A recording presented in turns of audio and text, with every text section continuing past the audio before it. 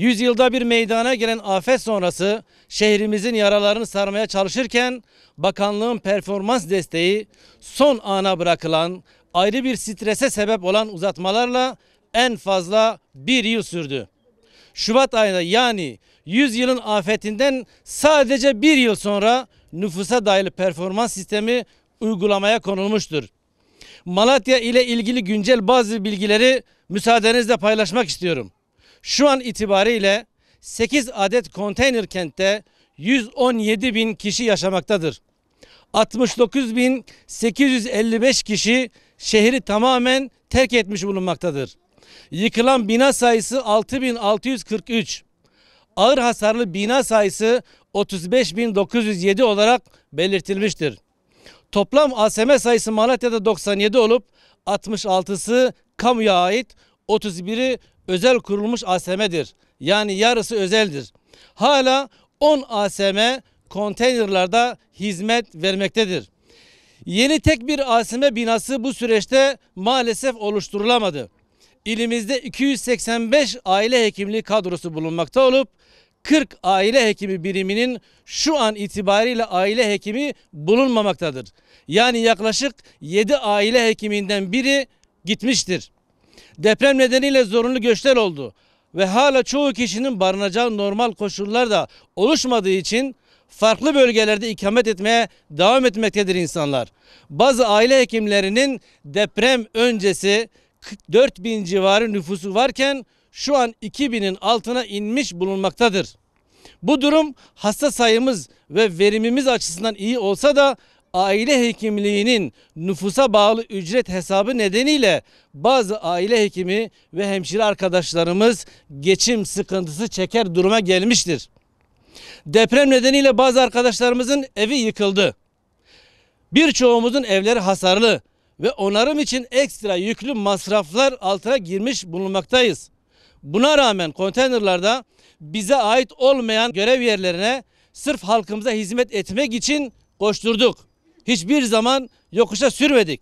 En zor zamanda halkımızın yanında olmaya çalıştık. Ve şunu vurgulamak istiyoruz. Biz iltimas istemiyoruz Sayın Bakanlık yetkilileri. İltimas istemiyoruz. Aşılar, takipler ve daha birçok görevimizi ifa ederken eğer bize bağlı bir aksaklık söz konusuysa kesinti yapılmasını destekliyoruz. Ama bize bağlı olmayan mucbir durumlarda kesinti yapılmaması gerekmez miydi diye de sormak istiyoruz. Değerli kamuoyumuz, Ankara'da bakanlık bürokratları tarafından yaptım oldum mantığıyla alınan kararların oluşturduğu mağduriyetlere izninizle birkaç örnek vermek istiyorum. Bazı aile hekimliği arkadaşlarımız Şubat ayında aldığı maaşın yarısını Mart ayında kaybetti. Bazı hemşire arkadaşlarımız bu ay asgari ücret civarında maaş aldı. Bizim ASM'imizde de bu arkadaşlarımızdan vardır. Afet sonrası şehri terk etmememiz ve biz de depremzede olduğumuz halde fedakarca çalışmamız bizim için bir övünç kaynağı iken bakanlık bürokratlarının son uygulamalarını anlamakta güçlük çekiyoruz. Takdiri vicdanlarınıza bırakıyor, taleplerimizi dikkate alacağınıza inanmak istiyoruz. Acil taleplerimiz şunlardır. Normal yaşam koşulları oluşuncaya dek deprem nedeniyle durumu ağır olan illerde aile hekimliği sistemindeki her birimin nüfusu 4000 kabul edilerek ücret hesaplanmalıdır. Birime yeni başlayışta veya birim değişikliğinde de bu aynen devam etmelidir.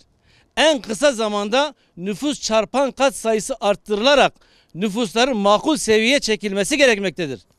Teşvik ödemelerinin tavandan hesaplanmasını istiyoruz.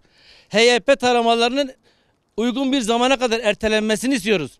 İhtiyaç duyulan ASM hizmet binalarının da hızlı bir şekilde inşasını Sağlık Bakanlığımızdan talep ediyoruz. 100 yılın afetiyle mücadele eden, toplumun kılcallarına nüfuz eden aile hekimliği çalışanlarına güçlük çıkartmak, mağduriyet yaşatmak, taleplerine kulak tıkamak, bizzat depremzede halkın acılarına sırtını dönmekten başka bir anlamı olmayacağını düşünüyoruz. Sayın Bakanımızın yoğun iş temposunda bizleri göz ardı etmeyeceğine inanıyoruz. Meslektaşları olarak kendilerine şunu hatırlatmak istiyoruz.